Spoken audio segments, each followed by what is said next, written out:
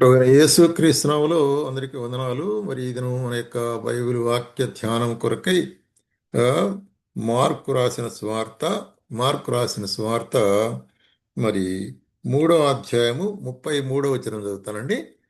Mark స్వార్త 3:33. ఆయన నా తల్లి నా సహోదరులు ఎవరని తన చుట్టూ కూర్చున్న వారిని కలయచూచి, ఇదిగో నా తల్లియు నా సహోదరులను, దేవుని చిత్తము చొప్పున జరిగించువాడే నా సహోదరుడును తల్లి, నా సహోదరియు తల్లియు అని చెప్పాను. ఇక్కడ యేసు ప్రభు ఒక విశేషమైన కార్యాన్ని బయలుపరుస్తున్నాడు. ఆయన జనుల మధ్యలో ఉండేటప్పుడు ఆయన యొక్క తల్లి మరియు సహోదరులు వస్తారు. అప్పుడు పక్కన ఉండే వారంతా కలిసి, ఇదిగో మీ తల్లి సహోదరులు వచ్చినారంటే, ఈ సందర్భంలో యేసు ప్రభు ఏమంటున్నాడంటే, ఎవరు నాకు తల్లి సహోదరులు సహోదరులు ఎవరంటే వీళ్ళు కాదు, నా యొక్క మరి చిత్తమును జరిగించువాడే నాకు సహోదరుడు సహోదరి.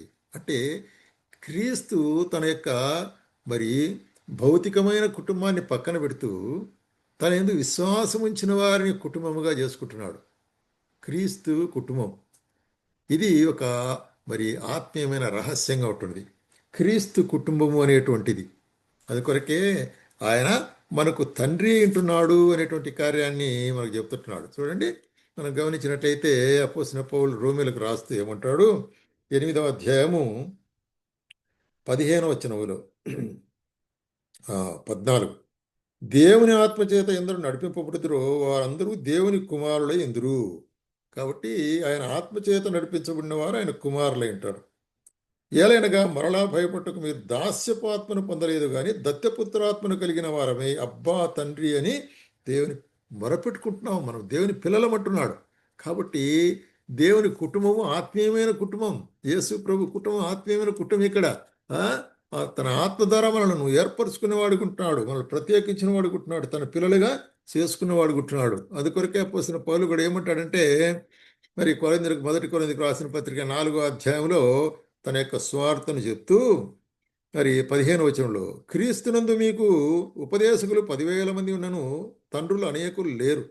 క్రీస్తు యేసునందు స్వార్థ ద్వారా నేను మిమ్మల్ని కంటిని గనక మీరు నన్ను పోలి నడుచుకున్నవారు ఉండవాలని మిమ్మల్ని బ్రతిమాలు. కాబట్టి ఏముంటాడు ఇక్కడ, సువార్త ద్వారా మిమ్మల్ని కన్యాని అంటున్నాడు. అంటే మరి నేను నీకు తండ్రిని, మీకు తండ్రిని అంటున్నాడు. ఎవరిని? విశ్వాసుల గురించి. కాబట్టి సువార్త విశ్వాసం ఇచ్చిన ప్రతి ఒక్కరు కూడాను బోధకులు లేక మరి ఆయన యొక్క ప్రవక్తల యొక్క పిల్లలుగా ఉంటున్నారు. అంటే మరి ఆయన ద్వారా ఈ పిల్లలందరూ కూడా కలిసి క్రీస్తు యేసు యొక్క కుటుంబముగా ఉంటున్నారు. ఇది ఒక నూతనమైన కుటుంబము అనేటువంటి కార్యాన్ని అదే మరి తెస్సలోనికైలకు రాస్తూ మొదటి రాసిన పత్రిక 2వ అధ్యాయంలో ఏమంటాడంటే, 2 విషయాలు బయలుపరుస్తాడు ఇక్కడ. మొదటిది, అయితే మరి స్తన్యమిచ్చు తల్లి తన సొంత బిడ్డలను గౌరవించినట్లుగా మేము మీ మధ్య సాధువులమై ఉంటిమి. అపోస్తలుడైన పౌలు ఏమంటాడు, మిమ్మల్ని ఎట్లా గౌరవించినామంటే తల్లి తన సొంత బిడ్డలను గౌరవించినట్లు మిమ్మల్ని గౌరవించినాం, పోషించినాం, పరామర్శించినాం. అట్లాగే 12వ వచనంలో కూడాను, తండ్రి తన బిడ్డలను ఎడలా నడుచుకునే రీతిగా మీలో ప్రతివాని ఎడలా మేము నడుచుకుంటుమి. కాబట్టి తండ్రి వలే మేము నడుచుకున్నాం, తల్లి వలే తండ్రి వలే మిమ్మల్ని మరి పోషించి పరామర్శించినాము అనేటువంటి ఇది ఒక అద్భుతమైనటువంటి ఒక కుటుంబ రహస్యం అండి. ఈ ఫిలోమోనుకు రాసిన పత్రికలు ఏమంటాడంటే అపోస్తలుడైన పౌలు ఫిలోమోనుకు రాస్తూ ఇక్కడ చూడండి, చూసినట్లయితే ఏమంటున్నాడు, మరి ఫిలెమోను దగ్గర ఉండి మరి తప్పించుకొని పోయిన దాసుడు మరి ఏమంటున్నాడు ఇక్కడ చూసినట్లయితే, అతడు నీకు దాసుడు కదా మరి చూసినట్లయితే ఉన్నాడు, కానీ ఇప్పుడైతే విశేషంగా నాకు సహోదరుడు అంటున్నాడు అంటున్నాడు. ఎందుకంటే యేసు ప్రభు నమ్ముకుని దాసుడైన వాడు యేసుక్రీస్తుని నమ్ముకొని అపోస్తలుడైన పౌలు దగ్గరికి వచ్చినప్పుడు సహోదరుడు అంటున్నాడు. కాబట్టి ఇది ఎంత గొప్ప అనుబంధం అండి. ఈ లోకంలో అన్ఎక్స్పెక్టెడ్ తలవని తలంపైన అనుబంధం ఇది. ఆ, మనకు ఏ సంబంధం లేనివారు లేక ఒకవేళ మన సేవకులే ఉండొచ్చు, మనకంటే తక్కువ వారే ఉండొచ్చు. అయితే కూడా యేసు ప్రభువుని అంగీకరించిన తర్వాత ఆయన కుటుంబంలో చేరిన తర్వాత మనమంతా ఏమవుతాము? సహోదరులము అవుతాము, సహోదరుడు సహోదరులం అవుతాం. అందుకొరకే మరి క్రీస్తు యేసు కూడా ఏం చేశాడంట చూడండి, హెబ్రీయులకు రాసిన పత్రికలో మనం చూస్తున్నాము. మరి ఇక్కడ ఆ, హెబ్రీయులకు రాసిన పత్రిక 2వ అధ్యాయం 13వ వచనంలో ఏమంటున్నాడు ఇక్కడ చూసినట్లయితే, రైట్, ఇదిగో నేను నాకు ఇచ్చిన దేవుడు నాకు ఇచ్చిన పిల్లల్ని చెప్పుచు, కాబట్టి పిల్లలు రక్తమాంసంలో పాలు గలవారై ఆ ప్రకారం మరణం యొక్క బలం గలవారిని, అనగా అపవాదిని మరణం ద్వారా నశింపజేటుకు, జీవితకాలంతో మరణదాస్యం నుండి లోబడిన వారు విడిపించుటకు ఆయన కూడా రక్తమాంసంలో పాలేవాడాయన.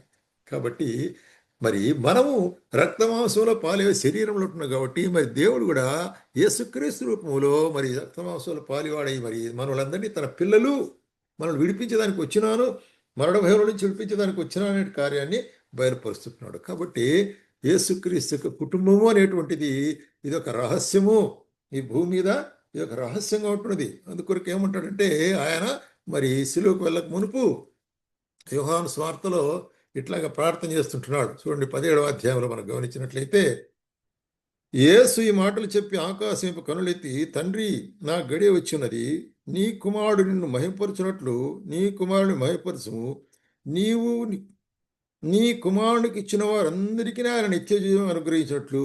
నీ కుమారునికి ఇచ్చిన వారందరినీ అంటే నీ కుమారుడు మీద విశ్వసించిన వారందరినీ, నీ కుమారుని నమ్ముకున్న వారందరినీ ఎట్లా అనుకోరు, నిత్య జీవం కొరకై, ఎటర్నల్ లైఫ్ కదా.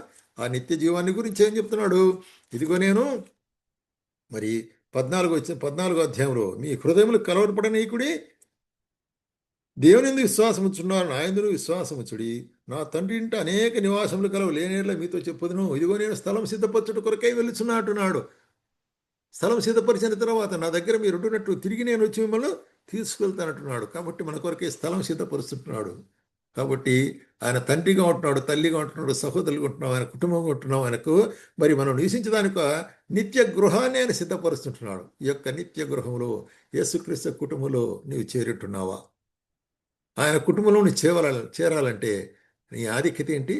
ఆయన ఎవరైతే నమ్ముకుంటారో. కాబట్టి యేసుక్రీస్తునందు నమ్మికించినట్లయితే ఆయన పాప పరిహారకుడు, నా పాపమును క్షమిస్తాడు అని ఆయన దగ్గరికి వచ్చి మరి ఒప్పుకున్నట్లయితే నీ పాపమును క్షమించాను, నిన్ను తన కుమారుడుగాను కుమార్తెనుగాను చేసుకుని తన కుటుంబంలో కలుపుతాడు.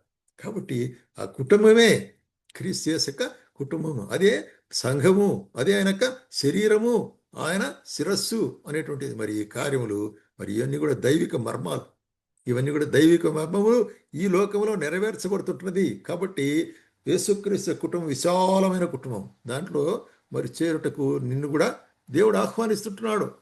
అటువంటి కుటుంబంలో చేరినట్లయితే ఆయన నిత్య జీవంలో మనం ఆయనతో కూడా ఆ యొక్క నిత్య గృహంలో ఉంటాము అనేటువంటి కార్యాన్ని మనం జ్ఞాపం చేసుకొని ఆ విధంగా ఒక తీర్మానం చేసుకొని యేసు ప్రభువునందు విశ్వాసం ఉంచు, అప్పుడు నీవును నీ ఇంటి వారు రక్షించబడుదురు అంటున్నాడు.